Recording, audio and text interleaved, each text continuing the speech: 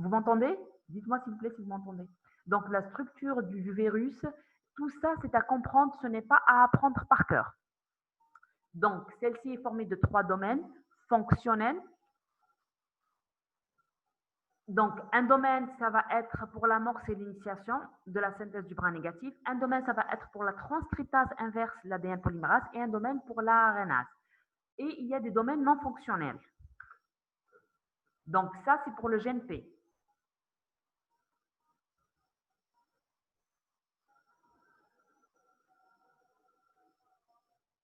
Alors, ça, c'est pour le gène P. On avance.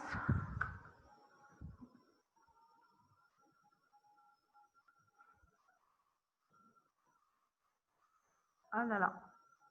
Alors, l'organisation du génome, ce dont je vous parlais, vous avez, ça se présente sous forme circulaire. Vous avez la pré-S1. Vous avez la pré-S1, pré-S2.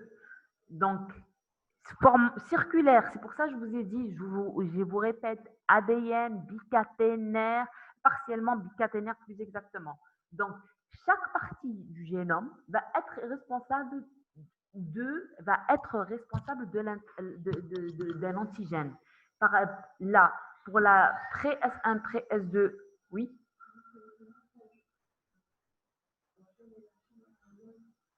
Oui, oui, oui. J'aimerais bien terminer. Je vous remercie. Alors, excusez-moi, j'ai été interrompue. Donc, pré-S1, pré-S2 et S vont être responsables de la synthèse des protéines LMS qui vont constituer l'antigène HBS. Gardez simplement cela en tête. Hein. Ce n'est pas à apprendre, je répète, c'est à comprendre.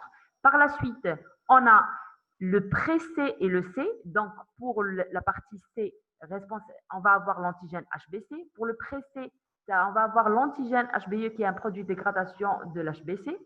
Et on va avoir la polymérase virale. Et on va avoir la partie du génome X, des polypeptides X qui peuvent, dont on ne connaît pas forcément toujours la fonction jusqu'à maintenant. J'avance. Voilà, ça c'est schématique.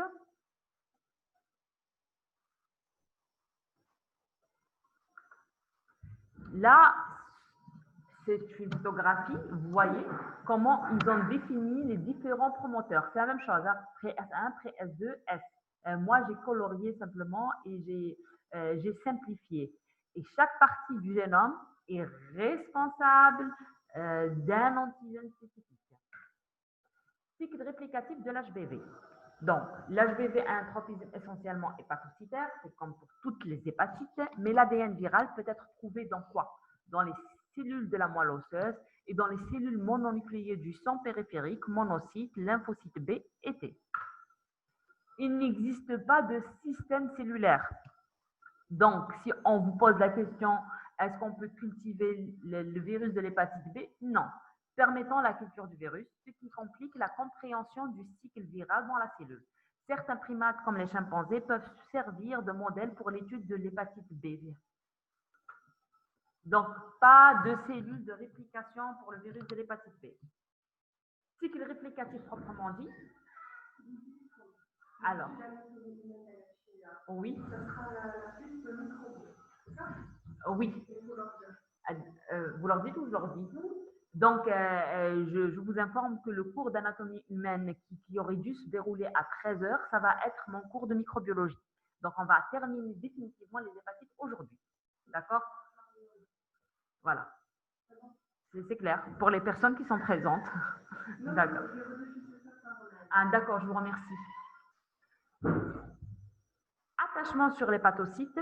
Donc, ça va se fait par les protéines d'enveloppe HBS, pré-S2 et ou pré-S1, avec un récepteur cellulaire qui est mal identifié pour le moment. Il y aura une décapsidation dans le cytoplasme et migration vers le noyau. Le brin court de l'ADN viral plus est complété par la polymérase virale associée au virion en ADN bicaténaire circulaire qui va être surenroulé. Pourquoi je vous répète depuis tout à l'heure, je vous montre ce schéma pour que vous gardez en tête cette caractéristique du virus de l'hépatite B. Il a une caractéristique il est surenroulé, il est circulaire, surenroulé sur lui-même. D'ailleurs, on dit la définition cccDNA ou covalently closed circular DNA. Il est transcrit en ARNN qui code les protéines de capsides d'enveloppe pré-S2S, pré-S1, pré-S2S, P et X en ARN prégénomique. Encapsidation de l'ARN prégénomique dans le cytoplasme, la transcriptase inverse virale produit un bras d'ADN qui est négatif qui va servir à la matrice pour la synthèse partielle du brin positif. L'activité RNase H de la polymérase va dégrader l'ARN prégénomique. L'assemblage, acquisition de l'enveloppe au niveau du réticulum endoplasmique, bien sûr, est sortie du bourgeonnement. Les protéines d'enveloppe produites en excès s'assemblent dans le sérum, en particulier sous forme de sphères et de bâtonnets, à côté des viridians complets, qui sont les particules de Dan, qui sont minoritaires. Voilà le petit schéma pour la, j'allais vous dire, pour la multiplication virale de l'hépatite B. On a le récepteur, pénétration, donc c'est la particule de Dan qui va pénétrer, bien sûr, au niveau de l'hépatocyte. On a l'ADN cccDNA au niveau du noyau. On a des ARN qui vont à partir de l'ADN. On a les différentes parties du génome, vous voyez, pré-S1, pré-S2S, pré-S1S, X, pré-C et C, et la polymérase. Par la suite, on va avoir un ARN prégénomique, la polymérase. On a les protéines du corps qui vont être synthétisées en passant par traduites par les ribosomes et le réticulum endoplasmique. Transcription inverse. Ça passe par l'appareil de Golgi et on obtient la particule de Dan qui est de 42 nanomètres de diamètre, qui est la particule complète et infectieuse et qui contient le génome, et les particules non infectieuses, ce qui est la sphère et des bâtonnets ou bien des filaments, qui sont de plus petite taille, de 22 nanomètres. Suite à la phase de multiplication, dans 5% des cas, l'infection peut évoluer vers la chronicité. Dans ce cas, l'ADN viral soit reste sous forme épisomale dans l'hépatocyte et la réplication virale va continuer, ou bien cet ADN-là va s'intégrer dans le génome de l'hépatocyte qui devient capable de produire l'antigène HBS, mais sans réplication virale, ni expression de l'antigène, ni de l'HBC, ni de l'HBE. Donc, quand je vous dis première hypothèse, il va rester sous forme épisomale. La particule, elle va être au niveau du cytoplasme du virus. Oui, excusez-moi. Oui, apparemment. Ah, oui. D'accord, il n'y a pas de souci. D'accord.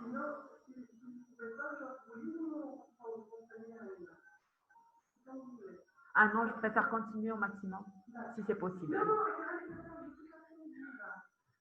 Oui, mais on va continuer. Quand ça s'arrêtera, ça s'arrêtera. Et quel que soit, on a un cours de microbiologie à 13h. Voilà. J'espère que vous m'avez entendu. Donc, on va rester ensemble. Quand ça se coupera, ça va se couper. Et on reprendra à 13h, s'il vous plaît. Désolée pour ces désagréments, mais on gère comme on peut. Donc, reste sous forme épisomale dans l'hépatocyte et la réplication virale qui va continuer. Donc, quand on dit épisomale, la particule cytoplasmique du virus, elle est indépendante du chromosome. J'ai une petite image qui va décrire cela bien. La deuxième hypothèse qui va s'intégrer dans le génome de l'hépatocyte même et qui devient capable de produire l'antigène HBS, mais sans réplication virale ni expression de l'antigène HBC et HBE. Donc, il y a les antigènes HBS, mais il n'y a pas de réplication virale. Voilà le passage à la chronicité qui peut être, comment il peut être schématisé. Forme épisomale, on a une forme de mésovirus. Forme intégrée, on a les antigènes HBS.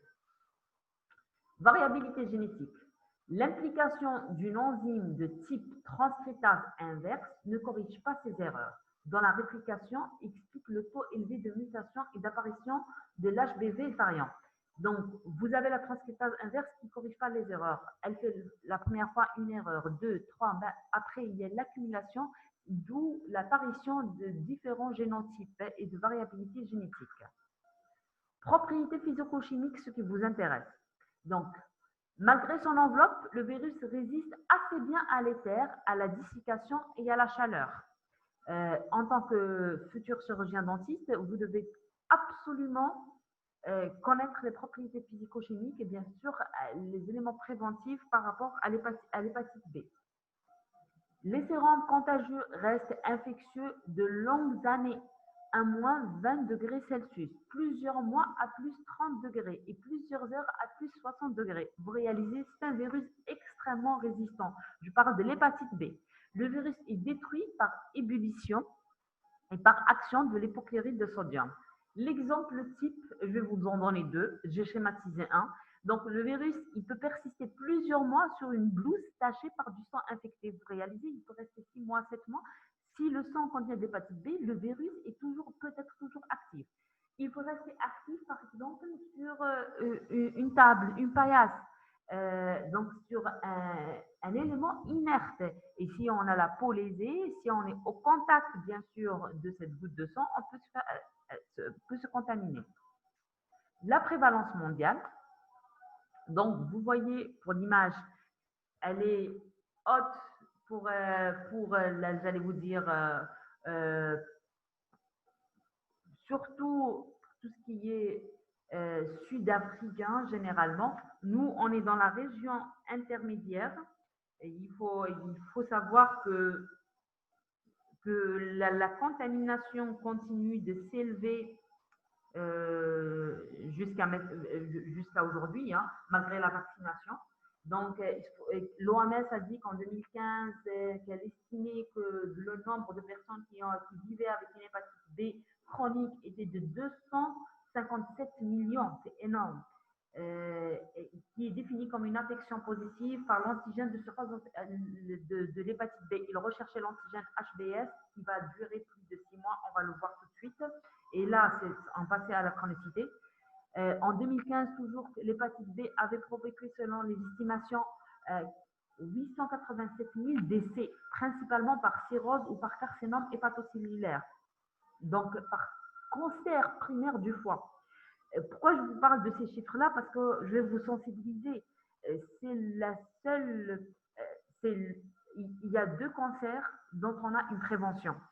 Le premier, c'est l'hépatocellulaire, dont on a une vaccination contre l'hépatite B. Et deuxième, c'est le papillomavirus, où on a une vaccination. La prévention, c'est se faire vacciner. Et on a encore des chiffres aussi élevés de personnes qui se contaminent chaque année. Les derniers chiffres en 2017, 1,1 million de personnes ont été nouvellement infectées par le virus de l'hépatite B, alors qu'on a un vaccin. Et en 2016, 27 millions d'individus, donc c'est 10,5% de la population totale qui estime des personnes vivant avec l'hépatite B. C'est énorme. Tout ça en ayant un vaccin, un moyen préventif.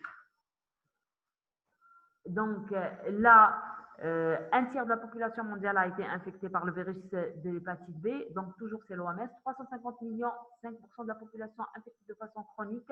Donc là, les chiffres étaient un peu plus élevés, mais suite à la vaccination, donc en 2015, je vous ai dit ça, c'est abaissé un peu à 257 millions. Deuxième cause de cancer, 2 millions de décès par an. Et donc, on n'a pas des chiffres récents, je n'ai pas de chiffres de 2019 ou bien de 2020. Véritable problème de santé publique mondiale. Le virus est présent à une concentration élevée dans le sang des sujets ayant une hépatite aiguë ou chronique. Donc, quand on a une hépatite, on est contaminant. La contagiosité sanguine est de 10 fois plus supérieure à celle de l'HCV et de 100 fois plus de celle que le VIH. Phrase très importante pour vous. C'est le virus le plus contagieux par transmission sanguine, 10 fois plus supérieur à celle de l'HCV et 100 fois plus supérieure à celle du VIH. Mode de transmission. Donc, je vous ai parlé de la structure du virus qui est très importante, ce que vous devez apprendre, les modes de transmission. Je vous ai donné quelques chiffres, c'est à garder en tête, plus de 257 millions en 2015. Hein, et il y a eu peut-être une élévation, mais maintenant, ça va en diminuer normalement. On était à 350. Après, en 2015, 257. Et ça va diminuer normalement parce qu'on se fait vacciner à la naissance lors de différents schémas, notamment en Algérie, le schéma vaccinal, on est vacciné contre l'hépatite B. Mode de transmission, transmission parentérale. Le facteur de risque, c'est les polytransfusés et les toxicomanes par voie intraveineuse. Transmission sexuelle, ça va être les homos et les hétérosexuels. C'est la même chose.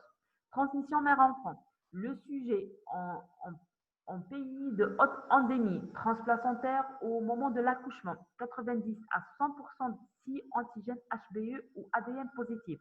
Je vais vous dire, si le virus est en train de se répliquer, la transmission mère-enfant, elle va avoir lieu dans 90 à 100% des cas. Si l'ADN est négatif, donc il n'y a pas de réplication, ça va être de 10 à 20%. Transmission communautaire, personnel de santé, alcoolique, soins dentaires, tatouage, acupuncture, percement des oreilles, piercing de façon générale, il n'y a pas que les oreilles. Les accidents d'exposition au sang pour les professionnels de santé. Donc, les principaux modes de transmission, parentérale, sexuelle, mère-enfant, transmission communautaire, l'hépatite B se transmet par la salive, se transmet par le lait maternel. Donc, tous ces éléments sont très importants. On passe à la physiopathologie. Donc, les lésions hépatiques sont dues à la réaction immunitaire du sujet plus qu'à l'action du virus lui-même.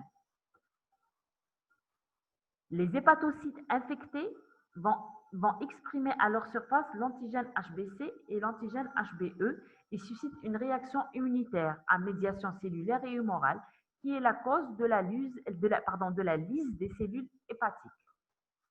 L'intensité de la réaction immunologique va déterminer les différentes formes évolutives. Est-ce qu'il va faire une hépatite fulminante qui aura besoin d'une transplantation hépatique? Donc là, c'est généralement inférieur à 1%, on va avoir une nécrose cellulaire excessive. On va avoir une hépatite aiguë, c'est 95% de la population qui va avoir, c'est une hépatite aiguë qui va guérir, on va avoir des anticorps et du coup, on est immunisé. Et troisième éventualité, c'est l'hépatite chronique qui évolue en 3 phases. Phase de tolérance immunologique avec réplication active, phase de réaction immunologique, ça va être un rejet immunologique total, et phase de réplication faible ou nulle, portage inactif du virus. Ce que vous gardez, il y a une hépatite fulminante, risque inférieur à 1%, nécrose cellulaire excessive. On va avoir une hépatite aiguë et des hépatites chroniques qui sont composées de 3 types de phases. Le pouvoir pathogène. Après contamination, incubation de 30 jours à 120 jours. Donc, ça peut aller de 10 semaines. Ça peut aller, j'allais vous dire, d'un mois à 4 mois. Marqué par des manifestations pseudo-grippales ou des troubles digestifs. La phase bêta, on va avoir une hépatite aiguë symptomatique chez 20 à 30% des patients. J'ai une petite diapositive qui va vous simplifier cela pour garder le pouvoir pathogène. Généralement, cela, c'est chez le sujet jeune. On va avoir un ictère. L'urine va être foncée, les selles vont être normales ou décolorées et éventuellement un prurite. L'hépatite fulminante, forme avec insuffisance hépatique grave, inférieure à 0,1% des cas, 70% de mortalité en l'absence de greffe hépatique. L'hépatite chronique, ça va être 5 à 10% des cas. Je vous ai dit 95 hépatite aiguë, donc on dit de 95 à 90%. L'hépatite chronique, ça va être de 5 à 10% des cas. Se définit par la persistance des manifestations cliniques, biochimiques et ou du virus 6 mois après le début d'une hépatite aiguë. Le risque du passage à la chronicité dépend de l'âge et du système immunitaire du sujet. 90% chez les nouveau-nés ou l'immunodéprimés. Voilà, j'allais vous dire, la petite diapo qui peut vous simplifier les choses. On a une incubation, je vous ai dit, de 30 jours à 4 mois, à 120 jours. L'hépatite aiguë, dans 90 à 95%, il y aura une guérison. 5 à 10%, on va avoir une... Donc là, quand on dit une guérison, ça veut dire qu'il a eu une hépatite aiguë, il est guéri. Les 5 à 10%, ils vont passer à la chronicité.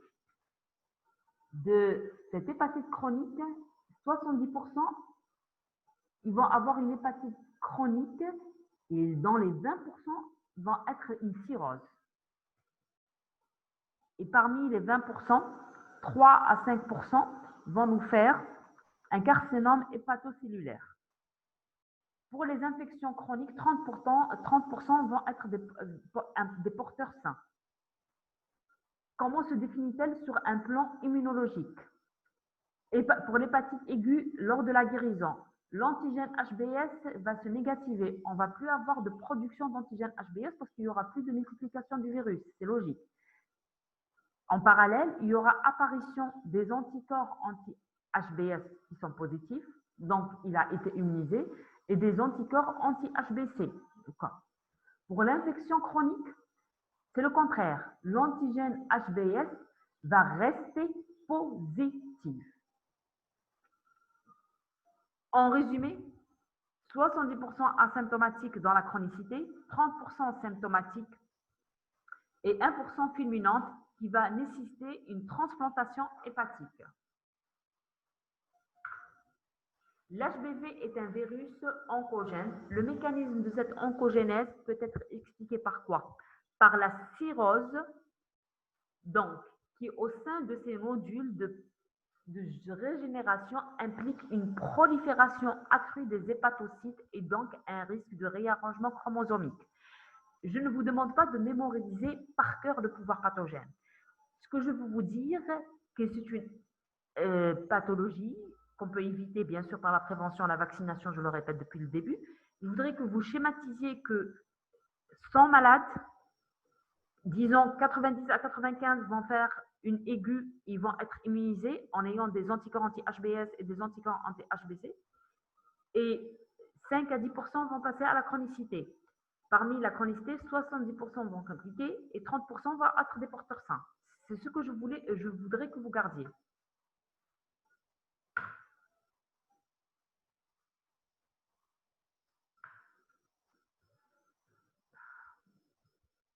Alors, j'avance. L'effet direct du virus, j'en ai parlé tout à l'heure brièvement. L'intégration de l'ADN viral peut entraîner une mutagénèse par insertion rare. Les protéines X et à moindre degré pré-S et S pourraient activer un certain oncogène cellulaire. Pour expliquer l'oncogénèse seulement, hein, la protéine X pourrait également se lier à des protéines cellulaires régulatrices comme la protéine 53. Je ne vais pas vous demander ou vous poser des questions sur l'oncogénèse. Je veux vous dire, c'est un virus oncogène. Donc, on va avoir 0,1 fulminante qui va nécessiter forcément une transplantation hépatique. Je passe à la planche suivante. Je ne pouvais pas passer à côté de la co-infection de l'hépatite B et du VIH. 70% des sujets ayant une sérologie VIH positive sont porteurs d'anticorps contre l'hépatite B. Le VIH entraîne quoi? Une diminution des formes symptomatiques du virus de l'hépatite B, une augmentation des taux de portage chronique après infection aiguë. Donc, si on a le VIH, forcément, on contracte l'hépatite B, on va passer vers la chronicité, une forte chance. Une augmentation de l'infectivité des patients infectés par le VIH, une diminution des taux de réponse vaccinale par le virus de l'hépatite B, une diminution de la réponse aux antiviraux, une diminution de l'activité nécrotico-inflammatoire chez les porteurs du virus de l'hépatite B. C'est que quand on a le VIH, donc c'est seulement une indication. Quand on a le VIH, notre immunité est encore plus faible. Et du coup, le virus de l'hépatite B évolue de façon plus chronique. On passe au diagnostic. Diagnostic direct, ça va être la mise en évidence du virus ou de l'un de ses constituants. Ça veut dire quoi? Ça va être l'antigène HBS, L'antigène HBE, ça va être par la technique ELISA.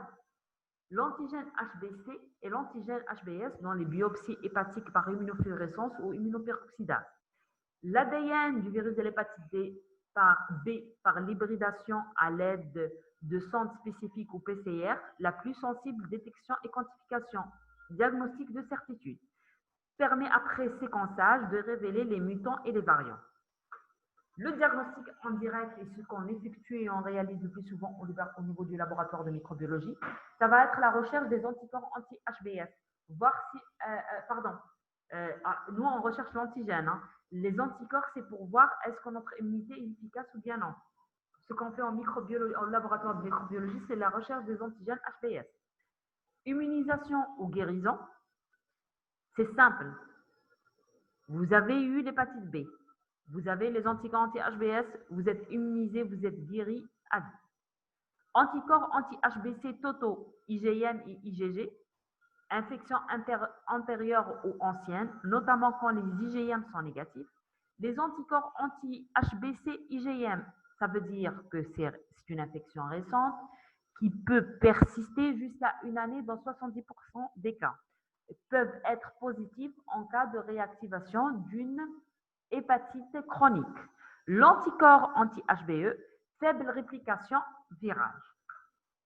La cinétique des anticorps, on va voir avec les deux courbes de l'hépatite aiguë et de l'hépatite chronique. Incubation 1 à 3 mois. L'antigène HBS, je vous ai dit, c'est de 1 mois jusqu'à 4 mois. L'antigène HBS apparaît 3 semaines avant les signes cliniques ou biologiques et disparaît en 1 à 2 mois. Donc, s'il y a eu un risque de contagion, on peut faire la sérologie à partir de la 3e semaine. S'il persiste plus de 6 mois, ça veut dire que c'est un signe d'une infection chronique. Donc, le délai est de 6 mois. L'anticorps anti-HBS apparaît 1 à 6 mois après disparition de l'anti-HBS. Donc, l'apparition des anticorps HBS traduit la guérison, l'immunisation contre l'hépatite B. Je sais que je le répète depuis tout à l'heure. L'anticorps anti-HBC, apparition 2 à 4 semaines après l'antigène HBS, dès le début des symptômes, donc l'HBC apparaît avec l'apparition des symptômes, persiste à vie, permet le diagnostic entre le 2e et le 4e mois, permet de finalement de donner la chronologie de l'infection, fenêtre où l'antigène HBS et anticorps anti-HBS sont négatifs. L'antigène HBE signe la réplication virale, apparaît avant l'ictère et disparaît après l'apparition des signes cliniques. Avant l'antigène HBS. L'anticorps anti-HBE, apparition les plus précoces que les anticorps anti-HBS. Je passe au graphe. Voilà. Voilà ce que vous devez garder dans votre cours. La structure, quelques notions épidémiologiques, quelques notions épidémiologiques,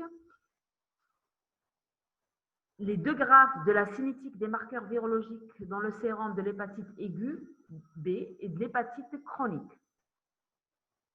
Alors, je vous ai dit temps d'incubation. D'abord, au début, c'est en mois, après, c'est en année. Disons 1 mois et demi. Disons ça. Au départ, donc une incubation qui va être de 10 semaines. On a une phase pré-ectérique de 7 jours. La symptomatologie commence à apparaître lors des 2 mois, entre 2 semaines et 3 mois. Au départ, on a une élévation des antigènes HBS, antigène HBE qui apparaît après l'antigène HBS qui n'est pas très élevé, et vous avez la multiplication de l'ADN HBV. Normalement, quand on a une hépatite aiguë, à partir du 2e mois, on va voir apparaître les anticorps IgM anti-HBC sur le graphe, si vous le voyez bien. Dès qu'il y a, on va commencer à voir la courbe E descend, où HBC anticorps apparaissent. Et par la suite, ce sont les anticorps IgG anti-HBC. C'est clair? Au cours du 5e mois, dès le début du 4e déjà, il y a les anticorps anti-HBC qui apparaissent. Et enfin, presque à partir du 6e mois, anticorps anti-HBS qui signe la guérison et l'immunisation totale. On passe là, c'est l'hépatite aiguë. L'hépatite B aiguë. On passe à l'hépatite chronique.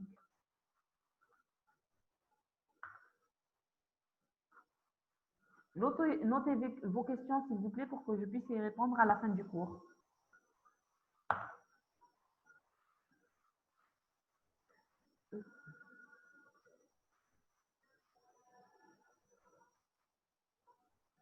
Cinétique des marqueurs pour de l'hépatite B chronique. Là, ça va être quoi? On a la phase de multiplication virale qui va être lente. L'antigène HBS qui va persister durant 6 mois, donc plus de 6 mois. L'IgG anti-HBC qui va être là. Et on aura des phases de réplication virale. Donc, la première, elle est longue et par la suite, elle se réitère, toujours en ayant les IgM anti-HBC. Donc, l'hépatite B chronique est définie par la persistance au-delà de 6 mois de l'antigène HBS. C'est la 5e fois que je le répète, durant les premières années qui constituent la phase d'immunotolérance, donc il va le tolérer. On observe une forme de réplication virale en persistance de l'antigène HBE. On a toujours l'HBE là. La phase de séroconversion qui suit se caractérise par l'apparition parfois transitoire, je dis bien, d'anticorps anti-HBE. Donc, il apparaît par exemple à 4 mois et demi, il disparaît à 8 mois et ça revient. Mais la réplication virale reste. Donc, on a des phases où le virus se multiplie. Le diagnostic de l'hépatite aiguë, TGO, TGP, c'est le transaminase élevé. Je vous ai dit que ça va être pour toutes les hépatites. C'est ça ce que vous devez garder. Antigène HBS positif. Anticorps anti-HBC IgM apparaît. L'antigène HBS positif. L'anticorps anti-HBC IgM, il est négatif. Refaire plus tard, ils seront positifs. Faire l'antigène HBE, ça va nous dire est-ce que le virus il est en train de se répliquer ou bien non. S'il est positif, il est en cours de réplication. Sinon, faire l'ADN viral, donc la PCR. J'avance. Pour le diagnostic de l'hépatite chronique, l'antigène HBS va persister plus de 6 mois. Et l'antigène HBE va être positif. Et l'anticorps HBE va être négatif. Donc, on a l'antigène, on ne va pas avoir l'anticorps. L'ADN va être positif. Le virus sauvage, il est en train de se répliquer. Deuxième alternative, l'antigène HBS, il est positif. L'antigène HBE, il se négative. Donc, il ne se réplique pas momentanément. L'anticorps anti-HBE apparaît et l'ADN se multiplie. Donc, il y a un mutant pressé. Il a muté, on a eu une réponse, mais l'ADN reste positif. Troisième alternative, l'antigène HBS, il est positif. L'antigène HBE, il est négatif. L'anticorps HBE, il est positif. L'ADN est négatif. Là, on a un virus sauvage qui n'est pas en train de se répliquer. Une sérologie des hépatites A, C, D, du VIH, de la syphilis est obligatoire quand on a une hépatite B de façon générale et notamment quand on passe à la chronicité. J'ai mis ce tableau du profil sérologique des plus communs comme récapitulatif pour que vous puissiez suivre. Donc, gardez d'abord les deux premiers éléments dans l'hépatite aiguë et l'hépatite guérie. Dans l'hépatite aiguë, l'antigène HBS est positif. On n'a pas d'anticorps, on n'a que des antigènes. Et bien sûr, l'anticorps HBC IgM il est positif puisque c'est une infection récente. Et l'IgG va commencer à se positiver. Pour l'hépatite guérie, l'antigène de l'HBS se négatif. L'anticorps commence à apparaître, l'antigène HBE disparaît aussi, l'anticorps commence à apparaître et l'ADN, bien sûr, ne se multiplie plus. Les anticorps de l'HBC, on n'a plus que les IgG. Pour l'hépatite chronique, premier élément, on a l'antigène HBS qui persiste. La différence entre, j'allais vous dire, voilà, pour l'hépatite chronique, l'antigène HBS va rester pendant plus de 6 mois. Il dépasse les 6 mois. Avec le porteur sain, l'ADN viral ne va plus se multiplier. Quand c'est un virus sauvage qui se réplique, l'ADN viral va se multiplier. Quand c'est un mutant pressé, on va avoir disparition de l'antigène HBE. J'avance. On passe au traitement. Traitement curatif, ça va être d'abord dans quel cas on donne un traitement. L'hépatite chronique, l'ADN bien sûr qui est positif, la PCR qui est positive, donc la charge virale elle est élevée. L'hépatite fulminante en pré- et post-transplantation hépatique. Le but, c'est de quoi? De contrôler la réplication virale, normalisation des transaminases, amélioration des scores d'inflammation et ou de la fibrose. Les molécules, ça va être les interférents alpha, l'amivudine, vidarabine. Il y a d'autres molécules qui commencent à apparaître sur le marché qui sont très efficaces, adéfovir, qui peuvent être utilisées à cause des effets peu utilisés pour la vidarabine à cause des effets secondaires. Je voudrais seulement vous indiquer que ça va se couper dans moins de 2 minutes. Hein. Transplantation hépatique en cas d'hépatite fulminante. Vous n'êtes pas tenu de connaître le traitement proprement dit, mais seulement vous devez absolument connaître les moyens de prévention. Mesures préventives à entreprendre. Le contrôle du sang et de ses dérivés. L'utilisation du matériel à usage unique, surtout pour vous, futurs chirurgiens dentistes. Décontamination des objets réutilisables. Ne pas partager les objets personnels. Donc, même au sein d'une famille, il ne faut pas partager son rasoir, il ne faut pas partager ses ciseaux, ni son coupon, sa serviette. Le port de gants et mesures d'hygiène et sécurité en milieu médico-chirurgical. Utilisation du préservatif, bien sûr, lors de tout rapport sexuel. Il faut prendre les mesures adéquates sur tous les plans. Il faut faire, j'allais vous dire, pour les professionnels de santé, 2 sérologies annuelles, généralement une en janvier, l'autre en juillet, pour s'assurer qu'on n'a pas été contaminé, surtout pour les gens qui travaillent au niveau du laboratoire, notamment bien sûr les pharmaciens, les chirurgiens dentistes, parce qu'ils sont en contact direct. Malgré tous les moyens de protection mis en œuvre, il faut faire les sérologies 2 fois par an. Bien sûr, les chirurgiens, les infirmières, les aides-soignantes, les sages-femmes, et ainsi de suite.